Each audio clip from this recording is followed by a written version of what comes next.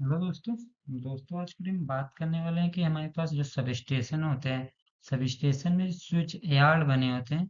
उसमें आपने देखा होगा कि नीचे जो सरफेस होती है, सरफेस नॉर्मल सरफेस नहीं होती है। उसके जगह हम ब्रिक्स मतलब स्टोन्स का यूज किया जाता है। स्टोन मतलब छोटे छोटे पत्थर के, कंक्रीट टाइप के, जिसे कंक्रीट बोल सकते हैं। छोटे छोटे छोटे पत्थर मतलब स्टोन टाइप के यूज किया जाता है। उसका यूज करने का एक मकसद होता है, मतलब उसको यूज करने के कई एडवांटेज होते हैं जिसके कारण हमें इलेक्ट्रिकल शॉक से बचा जा सकता है। आज की वीडियो में उसी के बारे में बात करने वाले हैं कि उसमें कौन कौन से एडवांटेज है, जहां जिससे हम स्विच यार्ड में उसको यूज किया जाता है। क्योंकि वहां पे नॉर्मल देखा जाए तो नॉर्मल हमारा सरफेस प्लेन नहीं बनाया जाता है, ना कि उसको चिकना करके बनाया जाता है। वहां पे कंक्रीट या मतलब छोटे छोटे स्टोन्स को रखा जाता है। उसका रखने के मेन मकसद यह होता है दोस्तों कि वह हमारा जो रेजिस्टेंस को बढ़ाता है। रेजिस्टेंस बढ़ाने का मतलब ये बोल सकते हैं कि यदि आप, जब हमें करंट का शॉक कब कम लगता है, मतलब जैसे कि जान सकते हैं कि जब शॉक कम लगे जब हमें रेजिस्टेंस ज्यादा होगा। मान लीजिए सब स्टेशन में कोई भी हमारा मान लीजिए वायर गिरा या फिर कोई भी शॉर्ट सर्किट हुआ या फिर ग्राउंड फॉल हो गया, ग्राउंड फॉल्ट आया। ग्राउंड फॉल्ट में क्या होगा दोस्तों, जो सरफेस होगा, जो मान लीजिए सरफेस, वहां पे पूरे में हमारा करंट का फ्लो होने लगेगा।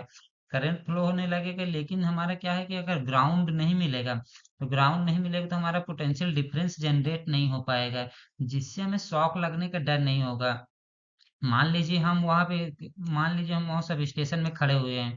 सब स्टेशन में अगर खड़े हुए हैं तो वहां पे क्या होगा, यदि हमारा ग्राउंड मिल नहीं रहा है, ग्राउंड मिलेगा नहीं तो दोस्तों हमारा ग्राउंड मिलने के कारण हमारा वहां पे क्या होगा कि हमें पोटेंशियल डिफरेंस जनरेट नहीं होगा, जिससे हम शॉक नहीं लगेगा।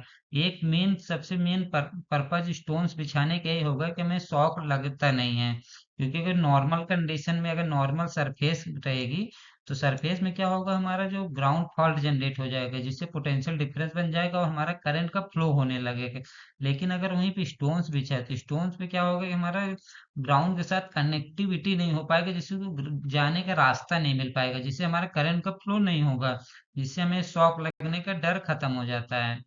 नेक्स्ट क्या होगा, नेक्स्ट हम बात कर सकते हैं, जैसे कि मान लीजिए मैं कोई भी फॉल्ट की कंडीशन आए ट्रांसफार्मर में क्या होगा, ट्रांसफार्मर में ऑयल रहता है।